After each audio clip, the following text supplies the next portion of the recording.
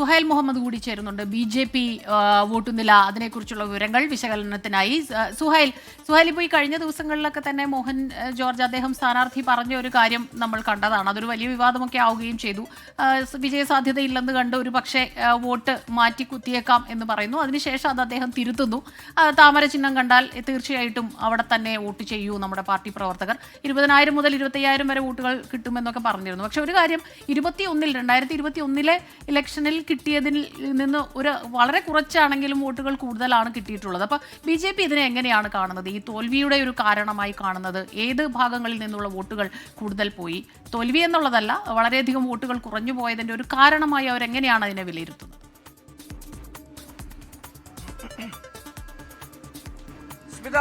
റീജിത്ത്, നിലമ്പൂരിൽ താമര അല്പം തളിർക്കുകയും വാടുകയും ചെയ്തു. സ്വാഭാവികം ഒരു സംശയം തോന്നും, ഒരേ താമര എങ്ങനെ തളിർക്കുകയും വാടുകയും ചെയ്യുന്നത്. അതിനൊറ്റ ഉത്തരവേ ഉള്ളൂ. അതായത് 2021 തെരഞ്ഞെടുപ്പ് അപേക്ഷിച്ച 8,595 വോട്ടുകളാണ് BJPക്ക് ലഭിച്ചത്. അത് 8,630. അത് ഏകദേശം തുലവും ഒരു 10-70 വോട്ടിന്റെ വർധനവ് BJP ഉണ്ടാക്കി. അത് വർധനവാണോ എന്ന് ചോദിച്ചാൽ 8,000 പുതിയ വോട്ടുകളാണ് ഈ മണ്ഡലത്തിൽ ഈ ഉപതെരഞ്ഞെടുപ്പിൽ പുതുതായി രജിസ്റ്റർ ചെയ്തത്. ആ 8,000ന്റെ 10% പോലും BJPക്ക് ലഭിച്ചില്ല. അതായത് തുലവും വർധനവ് വോട്ടിൽ അപേക്ഷ ഉണ്ടെങ്കിലും പുതിയ വോട്ടർമാരെ ചേർത്ത് കണക്ക് വെച്ച് നോക്കുമ്പോൾ അതൊരു വർധനവായി നമുക്ക് കൂട്ടാനേ പറ്റില്ല. അതിനപ്പുറത്തേക്ക് നമുക്ക് കുറച്ചുകൂടി വിശാലമായി കാര്യങ്ങൾ വിശകലനം ചെയ്യണം. അതായത് 2026 ഈ നിയമസഭാ തെരഞ്ഞെടുപ്പിന്റെയും തദ്ദേശ തെരഞ്ഞെടുപ്പിന്റെയും സെമി ഫൈനലാണ് നമ്മൾ ഈ നിലമ്പൂർ ഉപതെരഞ്ഞെടുപ്പിനെ കണ്ടത്.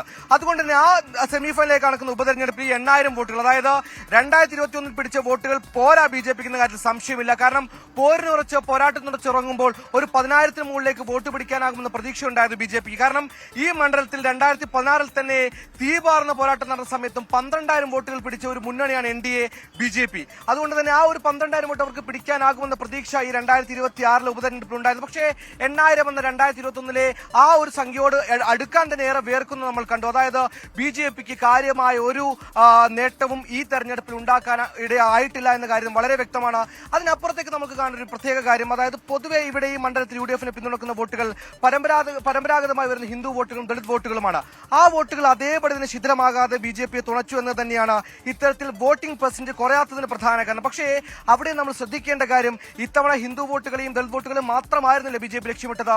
മലങ്കര സഭാംഗമായ മോഹൻ ജോർജിനെ സ്ഥാനാർത്ഥിയാക്കുമ്പോൾ അവർ ലക്ഷ്യമിട്ടത് ഈ മണ്ഡലത്തിലെ പ്രബലരായ ന്യൂനപക്ഷമായ ക്രിസ്ത്യൻ വോട്ടുകൾ തന്നെയാണ്. പക്ഷേ ആ ക്രിസ്ത്യൻ വോട്ടുകളെ കൂടെ ചേർക്കാൻ അവർക്ക് സാധിച്ചിട്ടില്ല. അതിനർത്ഥം ലോക്സഭാ തെരഞ്ഞെടുപ്പ് മുതൽ BJPയുടെ സ്ട്രാറ്റജി ഉണ്ടായിരുന്നു. അതായത് ന്യൂനപക്ഷ ക്രൈസ്തവ വോട്ടുകളെ ചേർത്ത് പിടിച്ചുകൊണ്ട് ഒരു വോട്ട് ബാങ്ക് ആക്കി മുന്നോട്ട് പോകാനുള്ള ശ്രമം അവർ നടത്തിയിരുന്നു. അതിന്റെ ഫലം അവർ തൃശൂർ ലോക്സഭാ തെരഞ്ഞെടുപ്പിൽ കണ്ടിരുന്നു. പക്ഷെ അതിനപ്പുറത്തേക്ക്, ആ തൃശൂർ ലോക്സഭയ്ക്ക് അപ്പുറത്തേക്ക് ആ സ്ട്രാറ്റജി വർക്കൌട്ട് ആവുന്നില്ല എന്നതിന്റെ ഉദാഹരണം കൂടിയാണ് ഈ നിലമ്പൂർ ഉപതെരഞ്ഞെടുപ്പ്. അതായത് ക്രിസ്ത്യൻ സ്ഥാനാർത്ഥിയെ നിർത്തിയിട്ടും മലങ്കര സഭയിൽ അംഗയെ നിർത്തിയിട്ടും മലങ്കര സഭയുടെ വോട്ടുകൾ കാര്യമായി ലഭിച്ചില്ല എന്നതിനാണ് ഇതിന് കാരണം.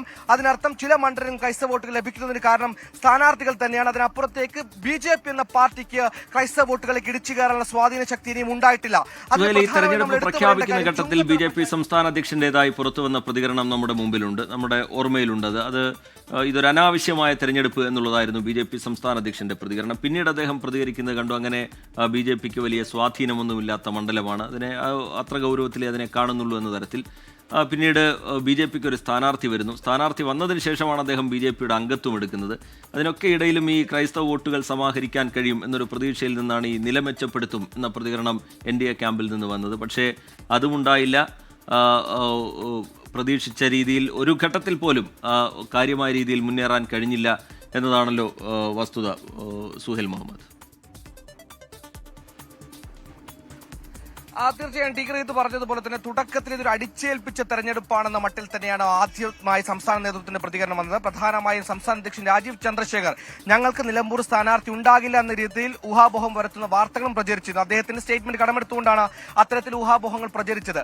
അപ്പോൾ തന്നെ വലിയ വിമർശനങ്ങൾ പാർട്ടി നേതൃത്വത്തിൽ നിന്ന് ഉണ്ടായി. കാരണം ഈ 2026 നിയമസഭാ തെരഞ്ഞെടുപ്പിന് സെമി ഫൈനലായി കണക്കാക്കുന്ന ഒരു ഉപതെരഞ്ഞെടുപ്പിൽ BJP എന്നൊരു പ്രബല മുന്നണി സ്ഥാനാർത്ഥി നിർത്തിയില്ലെങ്കിൽ അത് വലിയ കോട്ടം വരുത്തുമെന്ന തുടക്കത്തിലെ വിമർശനം ഉയർന്നു. ഒടുക്കം അങ്ങനെ മുന്നണികളെല്ലാം സ്ഥാനാർത്ഥികളെ പ്ലേസ് ചെയ്ത സമയത്ത് ഒട്ടും വൈകാതെ തന്നെ BJP ഒരു സർപ്രൈസ് സ്ഥാനാർത്ഥിയുമായി മുന്നോട്ട് വരികയായിരുന്നു. അതായിരുന്നു മോഹൻ ജോർജ് BJP പ്രതിനിധിയായിരുന്നില്ല.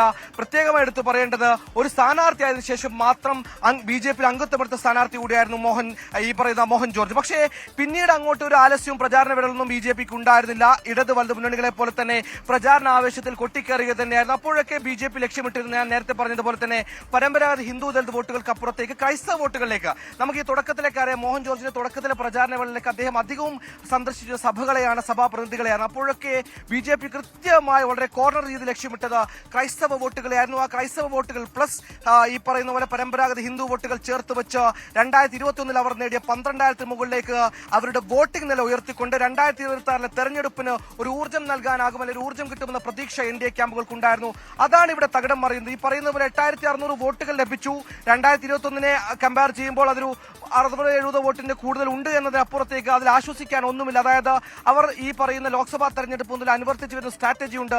ആ സ്ട്രാറ്റജി ക്രൈസ്തവ വോട്ടുകളെ ചേർത്ത് പിടിച്ചുകൊണ്ട് ഒരു വോട്ട് ബാങ്ക് സൃഷ്ടിച്ചുകൊണ്ട് വലിയ മുന്നേറ്റം ഉണ്ടാക്കുമെന്ന സ്ട്രാറ്റജി ആയിരുന്നു. ആ സ്ട്രാറ്റജി നിലമ്പൂരിന്റെ മണ്ണിലേക്ക് ഇറങ്ങുന്നില്ല. അതിനർത്ഥം ക്രൈസ്തവ സഭകളെ കൂടെ കൂട്ടുന്നതിന് അവർ കുറച്ചുകൂടി പണിയെടുക്കേണ്ടി വരും. അതല്പം ആയാസമുള്ള കാര്യമാണെന്ന് കൂടി നേതൃത്വം തിരിച്ചറിഞ്ഞു. പക്ഷേ രാജീവ് ചന്ദ്രശേഖരനെ സംബന്ധിച്ചിടത്തോളം അദ്ദേഹം അധ്യക്ഷ സ്ഥാനമേറ്റതിനു ശേഷം നടക്കുന്ന ആദ്യ ഉപതെരഞ്ഞെടുപ്പാണ്.